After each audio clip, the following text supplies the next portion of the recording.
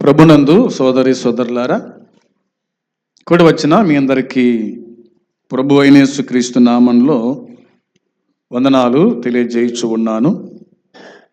దేవుని మహాకృపను బట్టి మనము ప్రతిదినము కూడా దేవుని సన్నిధిలో మనము ప్రవేశించుచు దేవుని మాటలు మనము ఆలకించుచు వస్తూ ఉన్నాం. అదే కోణములో మనం ఈ దినము కూడా దేవుని మందిరానికి రావడానికి ప్రభు మనకు గొప్ప అవకాశాన్ని ఆయన మనకు అనుగ్రహించాడు.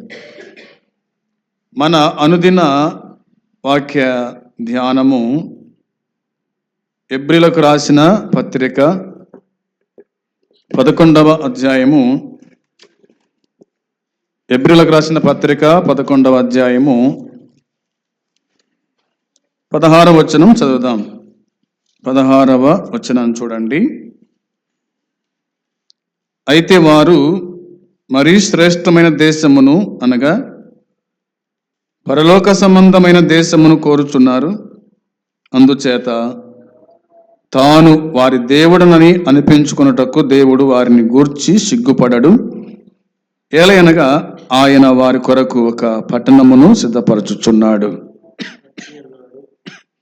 ప్రార్థన చేసుకుందాం. ప్రేమగల తండ్రి, పరిశుద్ధుడు అయిన దేవా, నీ పాదములకు నైనా వందనాలు, కృతజ్ఞతలు దేవా, నీకు స్తుతులు చెల్లించుకుంటున్నాం. ప్రభువా, ఈ సమయమందు మీ మందిరములో మేమందరం కూడా ప్రవేశించి ఉన్నాం. దీవించారు, కనికరించారు, ఆయుష్కాలం పొడిగించి ఆరోగ్యం ఇచ్చారు. వందనాలు తండ్రి, స్తోత్రాలు. చదువుకున్న ఈ లేఖన భాగం దీవించి ఆశీర్వదించండి. మీరే మాతో మాట్లాడుతురండి. మమ్మల్ని సరిచేస్తూ సరిదిద్దురమని ప్రార్థన జ్ఞాపకం చేసుకోండి. పాపిక రక్షణ, విశ్వాసకి ఆదరణ కలిగించే మాటలు మీరు బోధించమని మా ప్రభు అయిన యేసుక్రీస్తు నామంలోనే ప్రార్థించి అడిగి స్తుతించి పొంది ఉన్నాము తండ్రి, ఆమేన్. దేవుని వాక్యమైన బైబిల్ నుండి మనము ఎబ్రీ పత్రిక 11వ అధ్యాయము 16వ వచనం మనం చదువుకున్నాం. ఈ 16వ వచనంలో రెండు మాటలు కనిపిస్తాయి. ఒకటవదిగా శ్రేష్టమైన దేశం, రెండవదిగా ఆయన వారి కొరకు ఒక పట్టణమును సిద్ధపరచి ఉన్నాడు. పట్టణాన్ని సిద్ధపరిచి ఉన్నాడు. దేశం శ్రేష్టమైన దేశం. శ్రేష్టమైంది అంటే అందులో ఏమాత్రం కూడా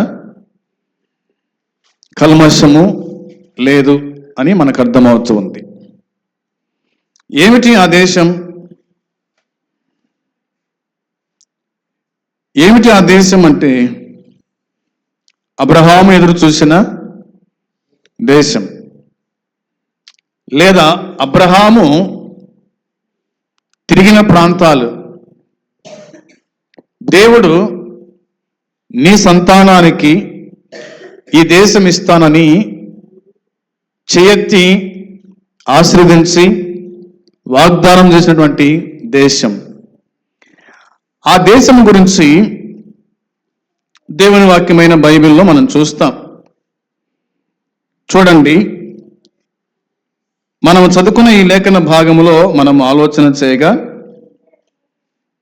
ఈ దేశం గురించి మనము పరిశీలన చేసినప్పుడు నిర్గమకాండంలో మోషేతో ప్రభువు మాట్లాడుతూ ఆ సంగతిని బయలుపరిచాడు. 3వ అధ్యాయము 6వ వచనం. 3వ అధ్యాయము 6వ వచనంలో ఆయన, నేను నీ తండ్రి దేవుడను, అబ్రహాము దేవుడను, ఇస్సాకు దేవుడను, యాకోబు దేవుడను అని చెప్పగా మోషే తన ముఖమును కప్పుకొని దేవుని వైపు చూడ వెరసెను. వచనం 8. కాబట్టి ఐగుప్తుల చేతుల నుండి వారిని విడిపించుటకును ఆ దేశములో నుండి విశాలమైన మంచి దేశమునకు అనగా కానానీయులకు, హిత్తీయులకు, అమోరీలకు, పెరిజ్జీలకు, ఇవ్వీలకు, యెబూసీలకు నివాస స్థానమై పాలు తేనెలు ప్రవహించు దేశమునకు వారి నడిపించుటకును దిగివచ్చి ఉన్నాను అన్నాడు. దిగివచ్చినటువంటి దేవుడు, పరలోకము నుండి ఆయన దిగివచ్చిన దేవుడు. ఎందుకోసం దిగివచ్చినాడు అంటే, వాక్యం నాకు చెప్తున్న మాట, నేను వారికి మంచి దేశాన్ని ఇవ్వబోతున్నాను. విశాలమైన మంచి దేశం, విశాలమైన మంచి దేశం. ఈ మంచి దేశంలో ఎవరున్నారు? కానానీయులు ఉన్నారు, హిత్తీయులు ఉన్నారు, అమోరీయులు ఉన్నారు, పెరిజ్జీయులు ఉన్నారు, ఇవ్వీలు ఉన్నారు, యెబూసీయులు ఉన్నారు. ఆ దేశంలో వీళ్ళు ఉన్నారు.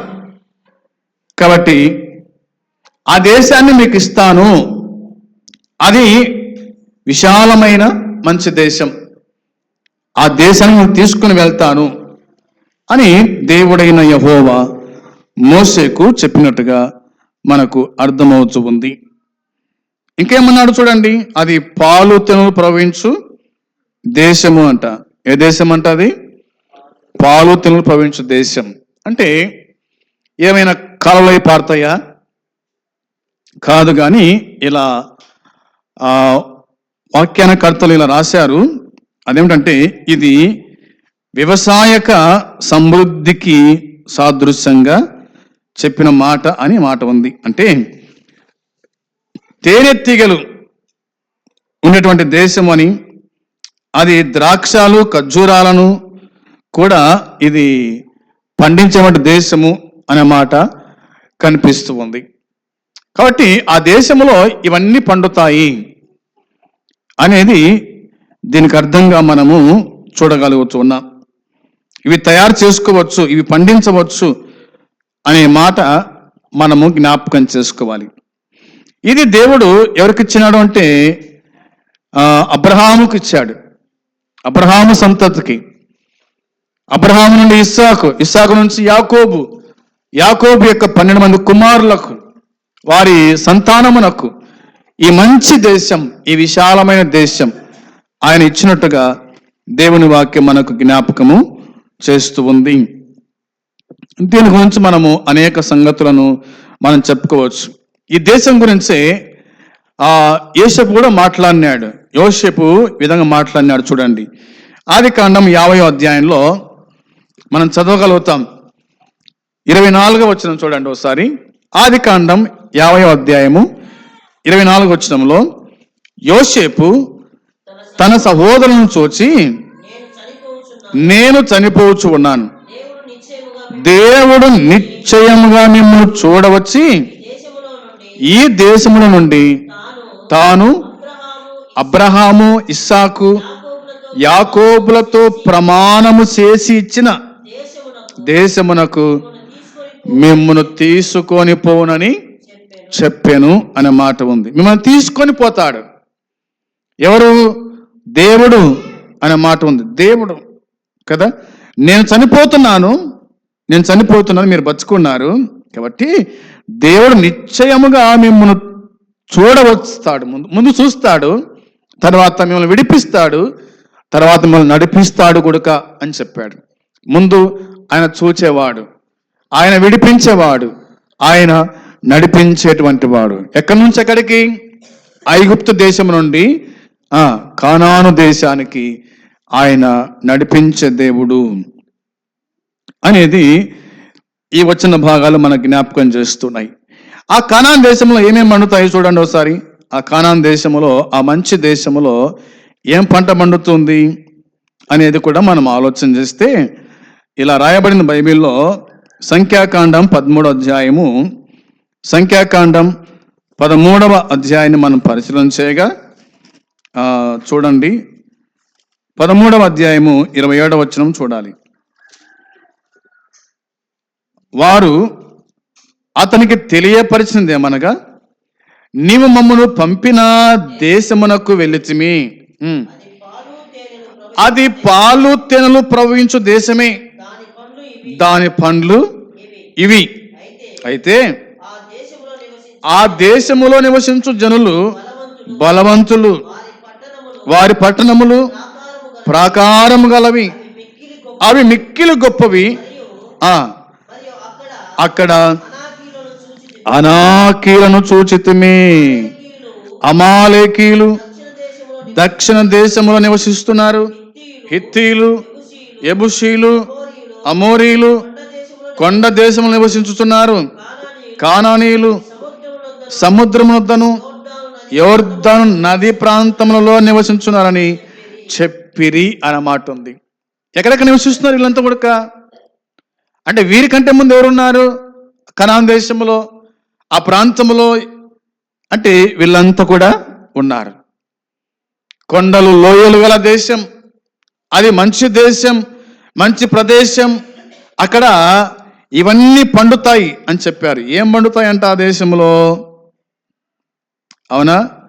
ఏం పంట పండుతుంది ఆ దేశంలో అంటే వాక్యమే చెబుతున్న మాట మనము జ్ఞాపకం చేసుకున్నప్పుడు ఇలాగా దేవుని వాక్యం మనకు గుర్తు చేస్తుంది కదా. దానిమ్మ పండ్లు అన్నమాట, ద్రాక్ష పండ్లు, ఒలీవ పండ్లు కదా, ఇవన్నీ కూడా అందులో పండుతాయి అని చెప్పారు. వాళ్ళు అక్కడ నుంచి కొన్ని ఫలాలు తెచ్చినట్టుగా మనం చూస్తాం. అమ్మాట చూడండి, వచనము 22 చదువుదాం. 22, 23 వచనాలు చదువుకుందాం. వారు దక్షిణ దిక్కున ప్రయాణము చేసి ఎబ్రోనుకు వచ్చిరి. అక్కడ అనాకీలు, అహిమాను, శేషాయి, తల్మాయి అనువారుండిరి.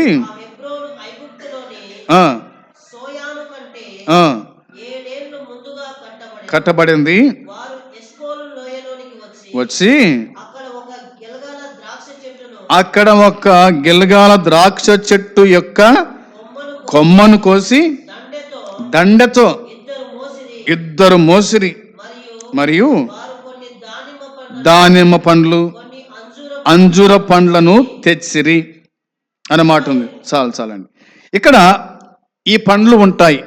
ఇవి మాత్రమే కాదు, ఆ దేశంలో అన్ని పండ్లు ఆ దేశంలో ఉన్నాయి. అందుకోసమే ఆ దేశానికి పేరేమిటంటే పాలు తేనెలు ప్రవహించు దేశము అన్నమాట ఉంది. దేవుడు ఈ దేశాన్ని మీకు ఇస్తాను అని దేవుడు ఎప్పుడో చెప్పాడు అబ్రహాంతో. అందును బట్టి ఈ మంచి దేశము, ఈ విశాలమైన దేశము దేవుడు వారికి ఇచ్చినాడు, మన పితరులకు ఇచ్చాడు. ఆ దేశంలో వీళ్ళు ప్రవేశించాలి. ఇలా మనం చెప్పుకోవచ్చు ఏమిటంటే కట్టని ఇండ్లు, త్రోవని బావులు, నాటని తోటలు, ఇవన్నీ కూడా దేవుడు వాళ్ళకి ఇచ్చాడంటే వీళ్ళు పోయేలోపుగా అక్కడ ఇండ్లు కట్టబడ్డాయి, వీళ్ళు పోయే లోపల అక్కడ బావులు త్రోవబడ్డాయి, వీళ్ళు పోయే లోపల అక్కడ పొలాలన్నీ కూడా నాటబడ్డాయి. గోధుమలు కానీ ఎవలు కానీ, అవునా, ఈ అంజురపు చెట్లు, ద్రాక్ష చెట్లు, దానిమ్మ చెట్లు కదా, ఖర్జూరాలు, ఇట్లా అన్ని ఫలాలు కూడా వీరు పోకముందే దేవుడు వీరి కోసమై అన్ని సిద్ధము చేసి ఉంచాడు. అది దేవుని యొక్క ఆశ. తన పిల్లలకు ఏ కొరత లేకుండా వారు సమృద్ధిగా ఆ ఫలాలు అనుభవించాలనే దేవుడు వాక్యం మనకు జ్ఞాపకం చేస్తుంది. ఈ మాట చూడండి, ద్వితీయోపదేశ కాండములో మనము చదువుకుందాం ఒక మాట. ద్వితీయోపదేశ కాండం 1వ అధ్యాయము 25వ వచనం కూడా చూద్దాం. చూడండి, 1:25 వచనంలో ఇలా దేవుని వాక్యం చెబుతుంది. మన యొద్దకు తీసుకొని వచ్చి మన దేవుడైన యెహోవా మనకిచ్చుచున్న దేశము మంచిదని, ఏందంట మంచిదని, అవునా, యెహోవా మనకిచ్చుచున్న దేశము మంచిదని మనకు తెలియజెప్పిరి. మంచి దేశం, ఇలాంటి దేశము ఎక్కలేదు, ఇలాంటి దేశం ఎక్కలేదు. ఎన్ని దేశాలు ఉన్నప్పటికీ ఇజ్రాయెల్ దేశం దేవుడు వారికి ఇచ్చిన దేశం వంటి దేశము ఎక్కడ గుడక ఉండదు, ఉండబోదు గుడక అనేది లేఖనాలు మనకు గుర్తు చేస్తూ ఉన్నాయి. ఇంకేమన్నాడు చూడండి, ఇదే ద్వితీయోపదేశ కాండములోనే 8వ అధ్యాయము 7వ వచనం, 8వ వచనం, 9వ వచనం. నీ దేవుడైన యెహోవా ఏ దేశం అంట?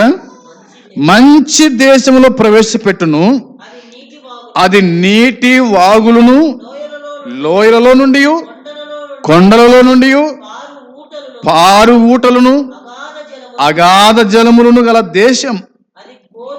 అది గోధుమలు, యవలు, ద్రాక్ష చెట్లు, అంజురపు చెట్లు, దానిమ్మ పండ్లను గల దేశం, ఒలీవ నూనెయు తేనెయు గల దేశం. కరువు అనుకొనకుండా నీవు ఆహారము తిను దేశం, అందులో నీకు ఏ లోపముండదు. అది ఇనుపరాళ్ళు గల దేశము, దాని కొండలలో నీవు రాగి త్రొవ్వి తీయవచ్చును, నీవు తిని తృప్తి పొంది. చాలండి, ఇక్కడ రాయబడిన మాట మనం జ్ఞాపకం చేసుకునగా దేవుడు వారికి ఇచ్చిన దేశము చూడండి ఎలా ఉందో.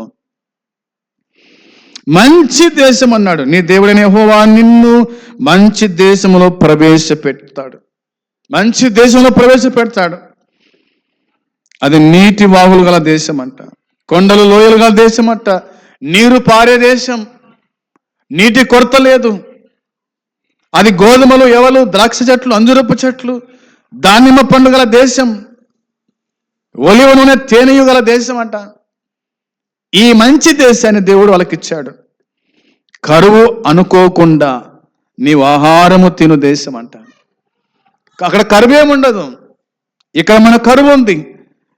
ఇక్కడ మనకు నీళ్లు చావడం లేదు, అక్కడ కరువే ఉండదు బొత్తిగా. ఆ దేశము దేవుడు మనకి ఇవ్వబోతున్నాడు, లేదా ఇశ్రాయేలు ప్రజలకు ఇచ్చాడు. అందులో నీకు ఏ లోపం ఉండదంట, ఏ లోపం ఉండదు. మంచి దేశం అనే మాట కనిపిస్తూ ఉంది. కాబట్టి నీవు తిని తృప్తి పొంది నీ దేవుడైన యెహోవా నీకు ఇచ్చిన మంచి దేశమును బట్టి ఏం చేయాలా మనము? వారు ఏం చేయాలంటే మన దేవుని స్తుతించాలంతే. వాళ్ళు కేవలం దేవుని స్తుతించు వాళ్ళే అంతే. దేవుని వాళ్ళు స్తుతిస్తుంటే దేవుడు వారికి ఈ మంచి దేశాన్ని వారికి అప్పగించినట్టుగా లేఖనాలు మనకు గుర్తు చేస్తున్నాయి. అందుకోసమే మనం ఏం చదువుకున్నాం? హెబ్రీ పత్రిక 11వ అధ్యాయము 16వ వచనంలో వారు మరి శ్రేష్టమైన దేశము కోరుచు ఉన్నారు అనగా, ఇప్పుడు చూడండి, పరలోక సంబంధమైన దేశము కోరుచున్నాడు. ఇది భూలోక సంబంధమైన దేశం, ఇజ్రాయెల్ నివసించిన దేశం, మనం నివసిస్తున్న దేశం. ఇది భూలోక సంబంధమైన దేశం. ఈ దేశంలో మనకు దేవుడు ఏమైనా కొరత చేశాడా? నువ్వు దేవుడిని నమ్ముకున్న తర్వాత, నువ్వు ప్రభులోకి వచ్చిన తర్వాత ఏదైనా కొరత ఉందా? ఏదైనా ఇబ్బంది కలిగిందా నీకు? దేవుడు నీకు ఎప్పటికీ ఏది కావాలనో, ఏ దినానికి ఏది అవసరమో నీకు సమృద్ధిగా దేవుడు ఇస్తున్నాడు. అందరికి కరువు, నీటి కరువు, ఆహారపు కరువు, రోగాలందరికీ, కానీ నీకు మాత్రం దేవుడు మంచి ఆరోగ్యం ఇచ్చాడు, ఆయుష్కాలం పొడిగించినాడు, తినడానికి ఆహారం ఇచ్చాడు, తాగడానికి నీళ్ళు ఇచ్చాడు, ఉండడానికి గృహం ఇచ్చినాడు. ఏమైనా తక్కువైందా? ఏమీ తక్కువ లేదు. ప్రజలందరూ బయట అల్లాడిపోతూ ఉంటే దేవుడు మనకు సురక్షణ జీవితం మనకి ఇచ్చినాడు. అది దేవుని బిడ్డల మధ్య ఉన్నటువంటి పరస్పర సంబంధమైన సంబంధం ఇది అనేది మనము గుర్తుంచుకోవాలా. ఆనాటి ఇశ్రాయేలు ప్రజలకైతేనేమి, ఈనాడు మనకైతేనేమి ఆయన సమృద్ధిని దయచేస్తూ ఉన్నాడు. ఏమాత్రం కూడా కొరత రాకుండా చూసుకుంటూ ఉన్నాడు. జాగ్రత్తగా మనం ఆలోచన చేద్దాం. అక్కడ రాయబడిన మాట ఏమిటి మళ్ళా అంటే చూడండి, పరలోక సంబంధమైన దేశం వాళ్ళు కోరుకున్నారు.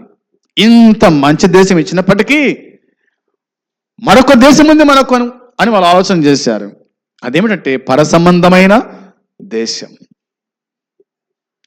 అంటూ ఆ మాట చూడండి, ఒకసారి జ్ఞాపకం చేద్దాం. చివరి లైన్లో ఆయన వారి కొరకు ఒక పట్టణము సిద్ధపరచి ఉన్నాడు. దేవుడు వారి కోసం ఒక పట్టణం సిద్ధపరిచినాడంట.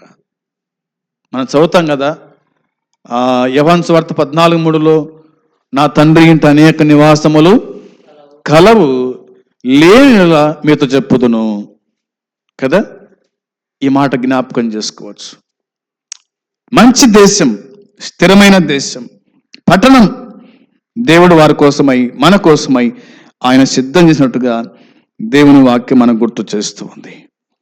రండి, ఎబ్రీ పత్రికలోని ఒక మాట చూద్దాం. 12:22. ఎబ్రీ పత్రిక 12వ అధ్యాయము 22, 23, 24 వచనాలు. ఇప్పుడైతే సియోను కొండకును జీవము గల దేవుని పట్టణమునకు, అనగా పరలోకపు యెరూషలేమునకు వేవేల కొలది దేవదూతల యొద్దకు పరలోకమందు రాయబడి ఉన్న జ్యేష్ఠుల సంఘమునకు, వారి మహోత్సవమునకు, అందరి న్యాయాధిపతి అయిన దేవుని యొద్దకును, నీతిమంతుల ఆత్మల యొద్దకును,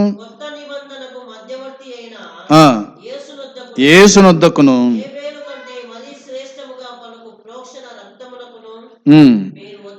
మీరు వచ్చి ఉన్నారు. మీరు వచ్చి ఉన్నారు. కొత్త నిబంధన గ్రంథకర్త పౌలు చెప్పిన మాట మనం జ్ఞాపకం చేసుకోవాలి. ఇప్పుడైతే అనే మాట తను ప్రారంభించాడు. సియోను కొండ, జీవంగల దేవుని పట్టణం, జీవంగల దేవుని పట్టణం, అది సియోను కొండ. పరలోకపు యెరూషలేం వేవేల కొలది దేవదూతల యొద్దకు అనే మాట ఉంది. పరలోకమందున్న యెరూషలేం వేవేల కొలది దేవదూతల యొద్దకు మనం వెళ్ళబోతున్నాం. వేవేల కొలది దేవతలు ఉన్నారా పరలోకములో? ఆ పట్టణములో ఉన్నారని వాక్యం చెబుతూ ఉంది. వేల కొలది దేవదూతల యొద్దకు మనం వెళ్తాం. పరలోకం యెరూషలేముకు మనం వెళ్తాం. జీవం గల దేవుని పట్టణానికి మనం వెళ్తాం. ఇది స్థిరం కాదు, ఇది అస్థిరమైంది. స్థిరమైంది దేవుని రాజ్యమే. పరలోకమందు రాయబడి ఉన్న జ్యేష్ఠుల సంఘం, జ్యేష్ఠుల సంఘం అని దేవుని వాక్యం మనకు గుర్తు చేస్తూ ఉంది. మనమందరం జ్యేష్ఠులం అనేది లేఖనాలు మనకు గుర్తు చేస్తూ ఉన్నాయి. తర్వాత వారి మహోత్సవమునకు అనే మాట ఉంది. అక్కడ మహోత్సవమే, అక్కడ స్తుతించుట, ఆరాధించుట, మహిమపరచుట ఉంటుంది. అక్కడ అంతకు మించి అక్కడ ఏమి ఉండదు. తర్వాత అందరి న్యాయాధిపతి అయిన దేవుని యొద్దకు, దేవుని యొద్దకు, ఆయన అందరికి న్యాయాధిపతి. మనం ఆయన యొద్దకు వెళ్తాం. సంపూర్ణ సిద్ధి పొందిన నీతిమంతుల ఆత్మల యొద్దకు. నీతిమంతుల ఆత్మలు ఎక్కడున్నాయి? పరదేశంలో ఉన్నాయి. అవునా? నీతిమంతులకు ఆత్మ పరదేశంలో ఉన్నాయి. వారి ఆత్మకు మనం వెళ్ళాలంటే ఇక్కడ మన ఆత్మ ఎట్టుండాలా? పరిశుద్ధంగా, పవిత్రంగా ఉండాలి. మనం ఆత్మను కాపాడుకోవాలా అనేది మనకు అర్థమవుతుంది. తర్వాత క్రొత్త నిబంధనకు మధ్యవర్తి అయిన యేసునొద్దకు మనం వెళ్తాం. యేసు ప్రభువుకి మనం వెళ్తాం. ఆయన మధ్యవర్తిగా మన కోసమై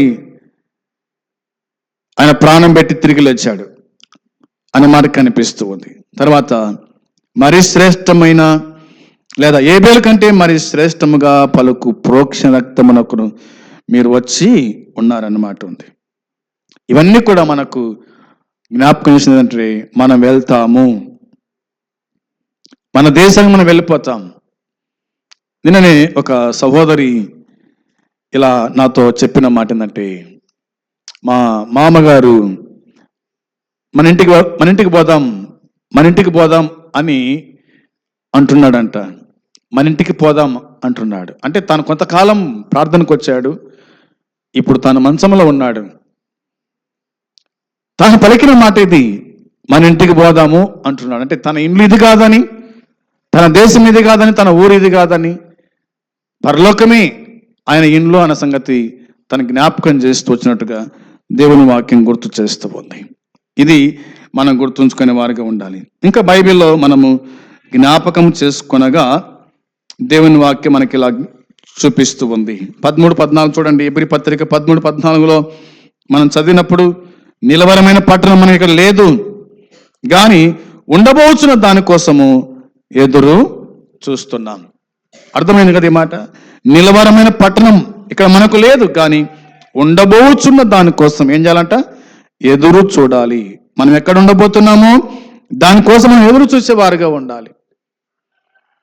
మనం ఉండబోయే దేశం కోసం, ప్రాంతం కోసం మనం ఎదురు చూడాలి అన్నది దేవుని వాక్యం గుర్తు చేస్తూ ఉంది. ప్రకటన గ్రంథం చూడండి ఒకసారి. ప్రకటన గ్రంథము 21వ అధ్యాయం 2వ వచనం. 21వ అధ్యాయము 2వ వచనం మనం చూడగా దేవుని వాక్యం ఇలా చెబుతుంది. మరియు నూతనమైన యెరూషలేము ఒకటి,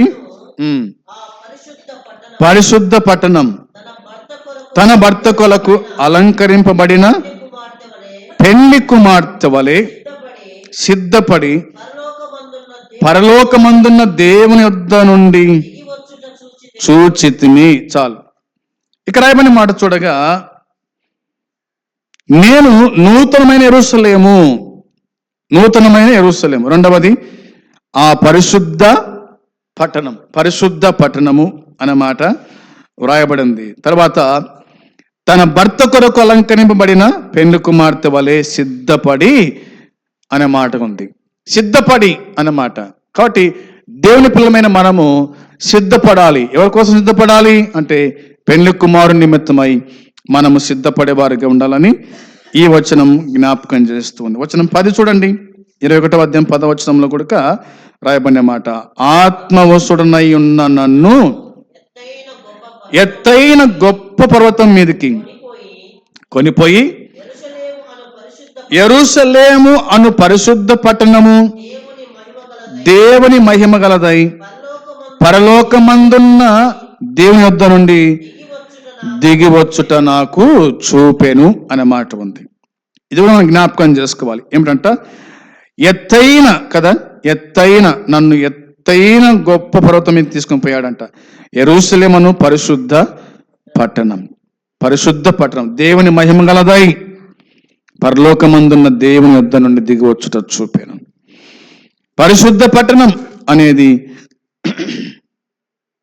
లేఖనం జ్ఞాపకం చేస్తూ ఉంది. ఇంకా 21వ అధ్యాయము లేదా 22 చూడండి. 22:19లో ఇలా దేవుని వాక్యం చెబుతుంది. 22:19 ఎవడైనాను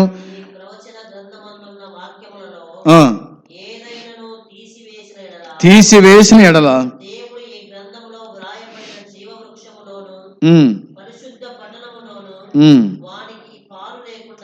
చేయును అనే మాట ఉంది. ఇది గుర్తుంచుకుందాం. ఈ మాట చూడండి. ఎవడైనను అనే మాట ఉంది. ఎవడైనను సరే, ఈ ప్రవచన గ్రంథమందున్న వాక్యములలో ఏదైనా తీసివేసిన ఎడల దేవుడు ఈ గ్రంథములో రాయబడిన జీవవృక్షములోను పరిశుద్ధ పట్టణములోను వానికి పాలు లేకుండా చేస్తాడంట. ఎవడైనా సరే, ఒక సున్న తీసివేసిన, ఒక సున్న కలిపిన నీకు పరలోకముల ప్రవేశం అంటే ఏమీ ఉండదు అని దేవుని వాక్యం చెబుతుంది. కుడి ఎడమకు తొలగిపోతే అయిపోయా, మనము దేవుని రాజ్యంలో ప్రవేశించలేం అన్నది గుర్తు చేసుకోవాలా. ప్రియమైన వాళ్ళారా, వారు మరి శ్రేష్టమైన దేశం కోరుచూ ఉన్నారు. అది పరలోక పట్టణం. దేవుడు కూడా వీరందరి కోసమై, పరిశుద్ధుల కోసమై, నీతిమంతుల కోసమై ఆయన పట్టణం సిద్ధపరిచాడు. అదే దేవుని రాజ్యం. ఆ రాజ్యములో పరిశుద్ధులందరూ కూడా ఉంటారు. దేవుని పిల్లలందరూ కూడా అక్కడ ఉంటారు. ఆ దేశంలో ఉండాలంటే ఇక్కడ మనం పరిశుద్ధంగా, పవిత్రంగా బతికేవారుగా ఉండాలి. అట్టి కృప దేవుడు మనకందరికీ సహాయము చేయునుగాక. ఆమేన్. ప్రార్థన. ప్రేమగల తండ్రి, మీకు వందనాలు, స్తోత్రములు, కృతజ్ఞతలు, స్తుతులు చెల్లిస్తూ ఉన్నాం. మా పితరులు అబ్రహాము, ఇస్సాకు, యాకోబులకు మీరు వాగ్దానం చేసి ఇచ్చినటువంటి మా ప్రభువు ఇహలోక సంబంధమైన దేశం, అంత మాత్రం కాకుండా పరసంబంధమైన దేశం కూడా మీరు అనుగ్రహించినందుకు స్తోత్రాలు స్తుతులు చెల్లిస్తున్నాం. దేవా, మీరు వారిని కాపాడుకుంటూ వచ్చారు, వారిని పోషించారు, ఆకలి దప్పుల్లో తోడే ఉండి జ్ఞాపకం చేసుకున్నారు, సమృద్ధి అనుగ్రహించారు. అందుని బట్టి స్తోత్రం. వారికి మాత్రమే కాదు, మీరు మాకు కూడా సమృద్ధినిచ్చినందుకు స్తోత్రాలు స్తుతులు చెల్లిస్తున్నాము తండ్రి. ప్రభువా, మేము ఉండబోయే దేశం మీరు మాకు జ్ఞాపకం చేశారు. అది పరసంబంధమైన దేశమని, పరలోకమని, ఆ పట్టణమని, అది మంచి దేశమని తెలియపరిచినందుకై స్తోత్రమునైనా స్తుతులు చెల్లిస్తున్నాం. ఆ దేశంలో మేము ఉండులాగున నీ కృప దయచేసి కరుణ నుంచి దర్శించండి. విన్న వాక్యమును హృదయంలో భద్రపరుచుకొని నీ రాకడకు సిద్ధపడినట్లుగా సహాయపడమని యేసయ్య నామంలో అడిగి వేడుకుంటున్నాము తండ్రి. ఆమేన్. పరలోకమందున తండ్రి ప్రేమ, ప్రభు అయిన యేసుక్రీస్తు కృప, పరిశుద్ధాత్మ సన్నిధి సహవాసం కూడి వచ్చిన మనకు సకల పరిశుద్ధులకు ఇప్పుడు ఎల్లప్పుడు సదాకాలము తోడై ఉండును గాక. ఆమేన్. మంచిది. అందరికి వందనాలు.